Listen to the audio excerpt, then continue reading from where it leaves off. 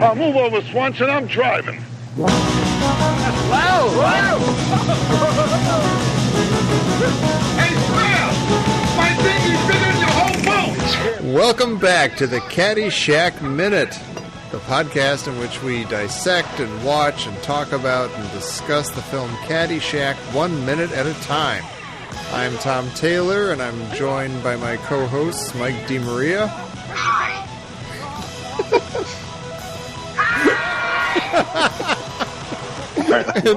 and Dan Lewis. Rat farts. Rat farts, indeed. We've been doing, All right, that's enough. I cut it out. We've been doing today's show for about 3 hours, and we've only gotten started. So I hope you all appreciate this. We're talking about minute 7 today, and minute 7 begins with Mike falling down the stairs, apparently. What was it? Is not a good minute. What do you mean crawling down the stairs? I don't know. I just heard crashing and catastrophe. Yeah. Minute 7 begins with Ty Webb admitting that he doesn't know where his lumber yards are, and it ends with Ty saying "Pardon you" to Danny with a blindfold over his mouth. It's a boring minute. Yeah, this is the Hall & Oates of minutes. I'd say it's not. It's like the oats of minutes. It's like the Phil Collins of minutes. It's a Is kind of somebody lazy opening minute. up their mail? No. I'm opening up. No, I just. The noise just stopped. Exactly, like you're in trouble. You got caught. Mm. What noise? Mike's What having a snack. I'd like to say before we get going on this very dense minute is that I am now suffering from the Shandong that Mike had before. The tortures of the damned. Oh God, I feel like a goddamn truck hit me. Yeah, this is the minute. These 2 minutes, they sit right before we really start. Moving. So Yeah. Let's not talk about 2 minutes. We're talking. No, about I'm saying these few minutes that are coming up. Yes, I know. Yeah. We're in minute 6 or 7, right? 6. 7. This is minute 7. Yeah. Yeah. minute 7. We're past the dynamic excitement of the credits, Right? and now we're left very quickly alone on a golf course in quiet. Yeah, solitude. yeah. This kind of epitomizes why it's not a big Chevy Chase fan. The little gag. I don't remember your name gag. Yeah. I kind of like that he calls him Betty. I don't mind that he calls him Betty. I think it's funny that he goes with a traditional girl's name. I think it's funny. Yeah, Betty. yeah. But I get what you're saying, Mike. It's not. Yeah. But there when he says, let me give you some advice, they immediately cut to Danny's face, and he's like a wide-eyed kid ready to listen to the advice. Yeah. Like he's going to give him something, worthwhile. And he looks like he's green screened in that shot. You notice that? It does again look like a green screen, and I was thinking about, but I don't think it is a. No, I don't think they would know how to do that. No, why would they do a green screen at a golf course? Yeah, it's not That's like madness. it's not a science fiction film. No. No. And they're on a golf course. They don't have to fake it. Yeah, I know what you're saying. There's something about the depth Yeah. of the green and the cars going in the background. Like he's lit weird or something. I don't know. That bums me out, actually, the cars in the background. Because, like, in the first time they cut to Ty in that shot, you just got, like, the rolling green behind him and the trees and stuff. And the next time, that same shot, there's a bunch of cars going by. You're like, oh, really? Kind of ruins it. Like, I thought. Yeah, it's it's like a shitty country club. It's like one of those. It's like a public course right off of Cermak Road. Yeah, if you can see the hoi polloi from where you are, then it You doesn't can really see count. Mr. Foghat coming in the service entrance. Yeah, Mr. 38 Special, Mr. Sticks.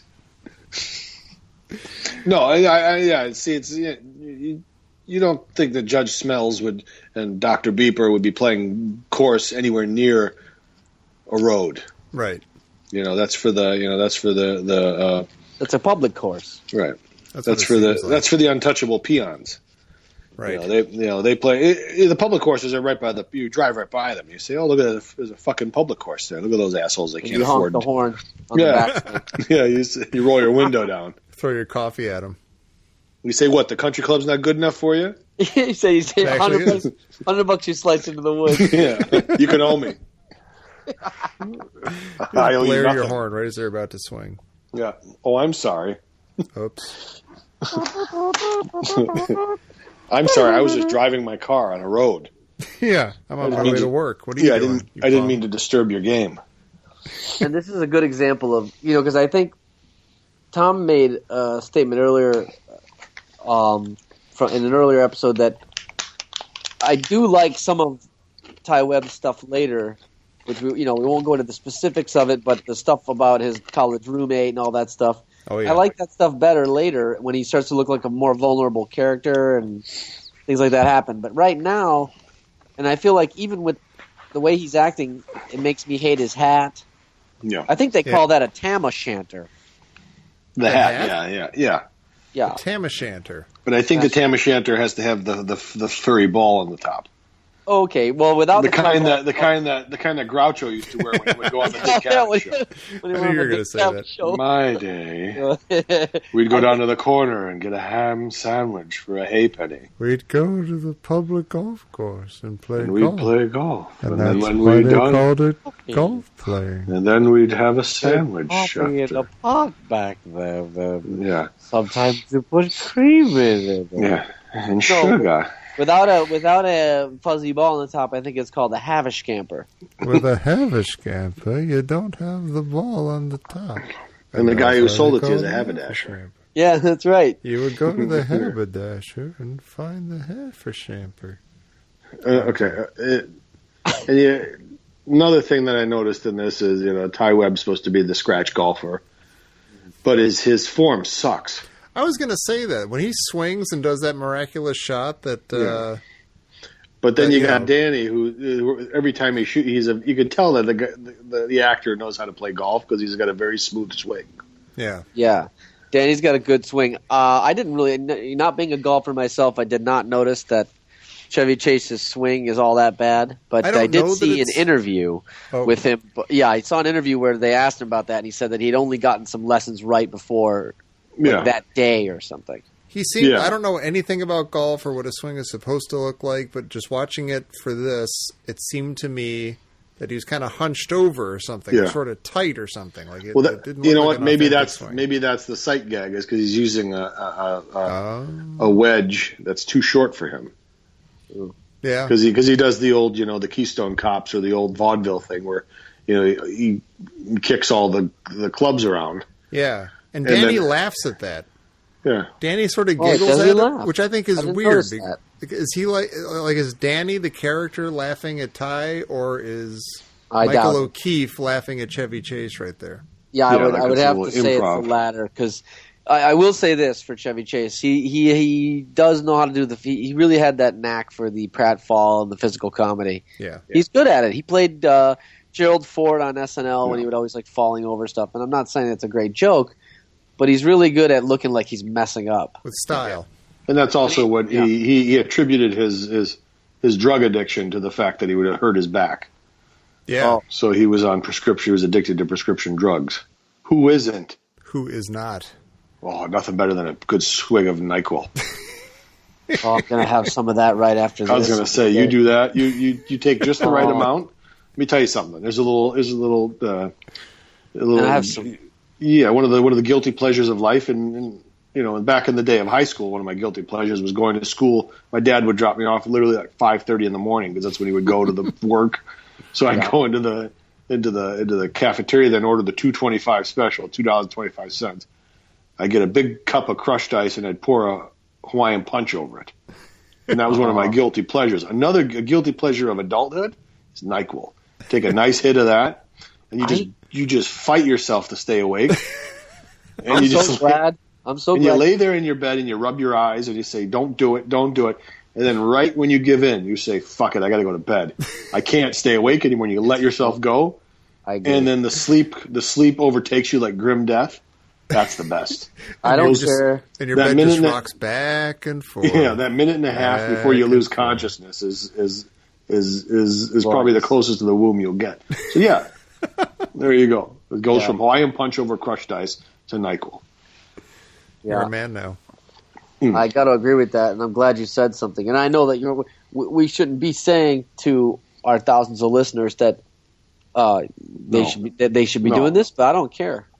It's something that I look forward to.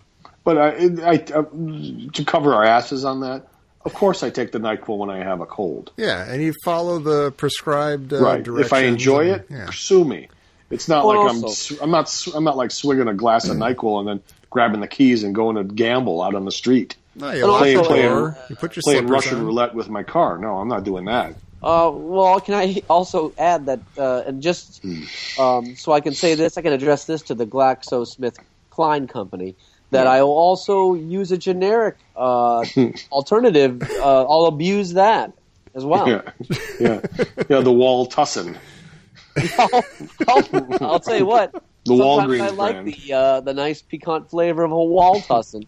I think the Walgreens version of Robitussin is Waltussin. The Walgreens version of NyQuil is Walquil. It's Walquil. That really rolls off the tongue. and it comes in the plain wrapper with the racing stripe, just like your Soviet mac and cheese from minute 7. Yeah, it was just like that. Yeah, or minute 6. You want the slip? I prefer the CVS Tussin. The wall. I would be remiss if I didn't mention that Chevy Chase starts talking about the Force in this minute. He talks about there being a force in the universe that controls and guides things, whatever. He's clearly, I mean, this is 1980. You know, Empire Strikes Back even was out by now. That's clearly a Star Wars reference. What? You think I'm sorry to step on you there. You think he's talking about the same metachlorian biologically based force that you love so much? You're insane. I don't know what you're saying. You're talking gibberish. But no, I think it's totally, Star Wars in the zeitgeist kind of reference thing. I believe so. Now tell me this, Tom. Did this movie come out before Return of the Jedi? No, I'm sorry, before Empire Strikes Back? This came out just a couple of months after The Empire Strikes Back. This is in July of 1980, and Empire was May, as you know. Did not know that, but thank you very much. Right, I was had a whole bunch of friends in middle school. You had things to do. You had plans to make and accomplish. That is fantastic that you know that. That's great. I'm an awesome guy. I'm impressive. Oh, God. Not going to be fine, but that's okay. I've had a headache for 3.5 months. That sucks. Yeah. I don't like that. You need more Walbrotussin. I couldn't. No, that would be that. No, he would take the Walprofen for headaches. Oh yeah. Right. I couldn't afford Walprofen as a kid. The Wallenol. Now is looking at his golf bag has got a massive Wilson on it, So, oh yeah. But I'm just thinking about Wilson being kind of on the lower end of sports gear. Oh, is it? I don't even know. Well, of course you don't know anything about sports gear, Tom. I've heard the term Wilson. Here's a little advice. Like a Spalding, maybe. You're raising a son. I know because I follow it on Facebook. Put a ball in that kid's hand once in a while. He doesn't have any room. He's got Star Wars comic books in his hands. Like a man. Yeah. Give him a ball and bring one of his schoolmates over and say, throw the ball to him. He's going to throw it back to you. I said schoolmates. I forgot he doesn't have teammates. Jeez. Throw the ball back. Throw it back to him. You feel that? That's called teamwork. Put a ball in his hand, Tom. Sounds like a goddamn nightmare. From which I will never awake. You got to put these things in terms that Tom can understand. Now, okay. Tom, all right. Let me see. Wilson is to Stormtrooper. Or wait, Wilson is to Rawlings what a Stormtrooper is to like an Imperial Guard. No, all right. No, okay. that's okay. Why didn't you say so? Talking all these riddles. Now I get it. But I'm thinking especially for golf, Dan. Wilson is not known for making golf gear. We'll see that. I don't know that. Maybe they are. Maybe they were big Wilson insignia on those tennis rackets during like Wimbledon and all the rest of it. Well, that's good. And I don't know what they make well and what they don't make well. But I think Wilson the tennis rackets is one thing, but I don't think Wilson the golf bag is very high. And I could be completely wrong. Hey, here's a name. Wouldn't be the first time. What about I know that Titleist makes the balls, the golf balls. Yes. Do they also make clubs? Hell if I know. I'm sure. I don't know. Not such a man after all, are you? I'm not really a golfer. I'm not a golfer. All right. I'm just wondering. I'm scraping my. So therefore, I could be very wrong. I could be very wrong. All right. I know that Wilson makes Their soccer balls are not that great for soccer, but they make good friends. No, it's a volleyball. First of all, That is a volleyball. Is it a volleyball? Yeah, if you're It's all making together. if you're making do that joke a again. cast, if you're making a castaway joke. Yeah, it's a volleyball. Rewind it again. Hey, guys! By the way, I know that Wilson. They don't make a great volleyball for volleyball, but the Wilson volleyball does make a good friend. Hey! Right? Woo! Am I That was right? awesome. Yeah, it's not bad. God damn it, Dan. That was sweet. Yeah, I just pulled it off the top of my head there. So You know what you're that's doing. pretty much it. There's nothing going on this minute. It's No, very yeah. boring. Movie starts very slowly. So I think you go back to one of the things that you guys decided that you wanted to do is where do you rate this minute? Yeah. So, like I said anecdotally earlier that I would rate this as one of the Hall & Oates of minutes, or maybe the Phil Collins of minutes. Just garbage. Yeah. This is like Easy Lover, Phil Collins with Jesus. with who's the guy he sang that song with now? Phil Collins and Easy some Lover. dick. What was I don't know. I'm not going to know. Why do I Philip want to know? something. Why am I trying to remember this? Because it was crap. Yeah, exactly. Philip So why do Bailey. Philip Bailey. There you go. Jesus Christ. To hell That's with like you both. like just Phil Collins in general. I mean, Yeah. I would take Hall & Oates in a hot minute over Phil Collins. Yeah, I don't like Phil. I like Hall & No. Oates just fine. All right, you little Philly soul. Listen. They were married. Yeah, maybe that's like. But here's okay. So I'll say this for these minutes. They are minutes Phil that I Collins don't was care. a dick. He had a bad reputation too. It's like him in guy who sings. I'm bad with names today. Yeah. Anyways, he was supposed to be a monumental asshole. I believe it. I have no problem Yeah. at all believing that. No, I'll and I go want to ahead. believe it because I hate him. I hate him. I fucking hate Phil Collins. I'll punch him right in the face. No jacket required. No, fuck him with his jacket. No tie. You know what he does? He puts that jacket on and he acts like he has a jacket on. Yeah. Right, Tom? Just like you with your ties. Exactly. Now I'm angry. Now I'm I don't fucking like angry. studio. You were the one who brought up Phil Collins. No, You made Genesis. yourself angry. Nobody else Genesis. brought that up, Mike. Genesis? Come on. They used to tell me, I'd listen to the radio as a kid when I was eating steakums after school. And I'd listen to the radio and they would tell, here's another hot track from Genesis, the supergroup. Is Genesis a supergroup? Hey, fucking, you take any one of those assholes. Was it? Yeah. You got the guy who started Mike and the Mechanics. You can't call it a super group. If people from that group became famous later individually, that doesn't make it retroactively a super group. You have to be famous first, and then it put together a super group. It's like the Yardbirds group. It's like the Yardbirds. Yeah. You got Mike from Mike and the Mechanics. You got Peter Gabriel, who's another guy like to punch in the face. Yeah, but Peter Gabriel wasn't even in I had to that watch one. those janky ass videos as a kid. Everybody talked about Sledgehammer like it was amazing, and I think they still do. And I'll tell you right now, I don't really get why that's such a great It video. just took forever to make, and it was a giant pain in the ass. So they You're talking about the gave video. it awards. Yeah, it's like they're basing it all on difficulty level, but not on the actual viewing experience. I didn't And think you it was listen to the that great. song, They and went into that. you listen to the song, you want to choke yourself. Yeah, I don't like the song either. And if you like that type of thing so much, just watch Wallace and Gromit or something. I don't like Genesis. I don't like any of the moving parts of Genesis. No. I don't like any one of those guys on their own. I don't fucking like the Eagles. Two of those two, the Eagles are the worst. Don't get me started. I hate the Eagles, and I'm not just saying it's cool to say that now after it's Big Lebowski, but I hated the Eagles before Big Lebowski was cool. Yeah. Oh yeah. I wanted to knock over what's his name's drum kit.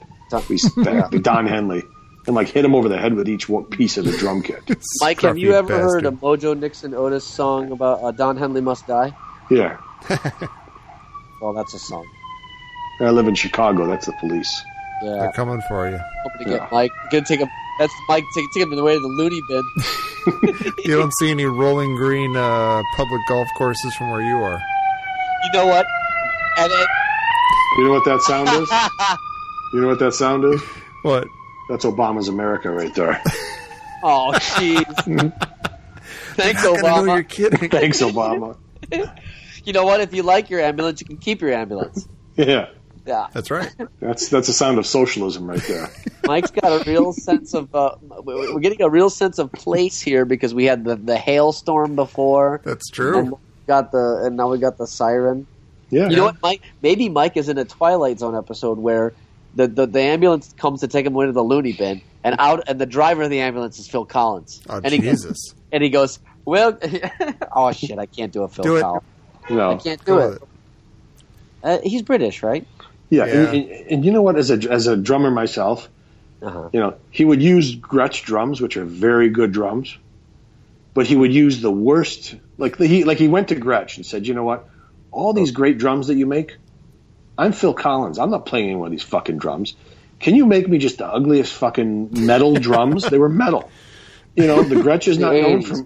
Yeah, and I want like 18 of them, starting with the tiniest one, and make them into this. It almost looks like a fucking xylophone. And just fuck it. You know what? Don't even put heads on the bottom. Just leave them off. And I'm going to play just these shitty drum beats on it. Oh, you know what I knew that I hated Phil Collins? This is the worst Phil Collins part. Wasn't Live Aid was in it was in two different places, wasn't it? It was like in the U.S. somewhere, and then it was also in England or something, right?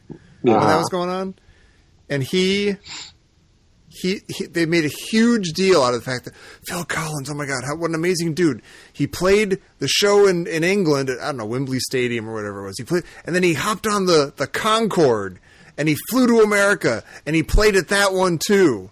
I was like, fucking, I could have done that.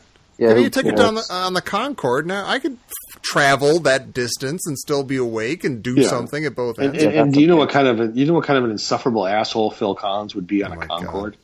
Jesus. With that long hair in the back and nothing on top, just that one little patch of hair. Yeah, we don't think you're bald. Never liked Phil. the guy.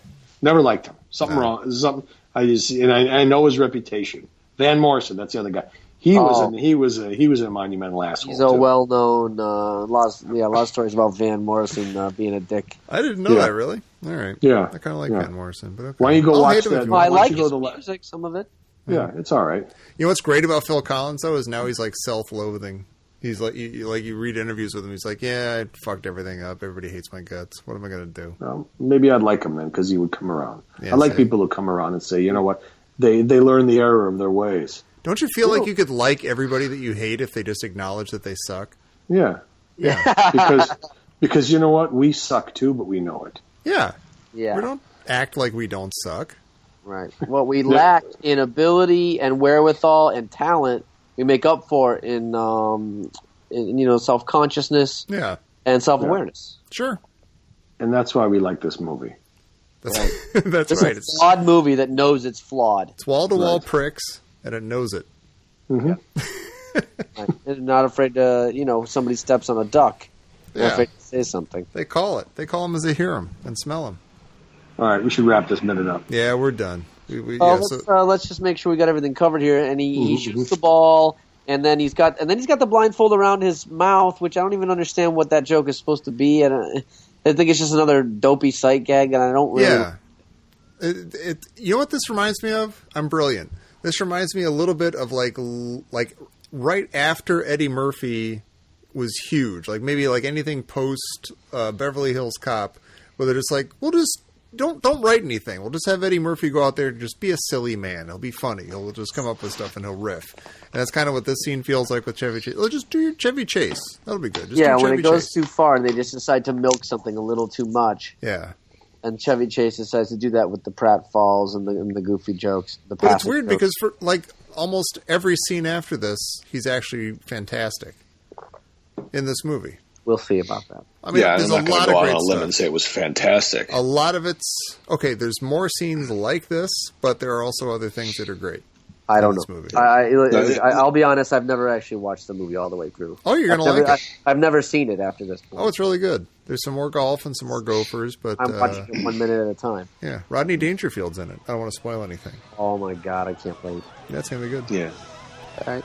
Well, why don't we all take some NyQuil, go to bed, use sparingly, use only as directed, and we'll come back here for minute 8 of Caddyshack here on the Caddyshack Minute. Thank you. Does that sound good? Everybody happy? Okay, right? Good. You can print that one. We're going to print it now. How do I print? All right, I'm going to go to sleep. The heck with you guys. Hey, you scratched my ankle!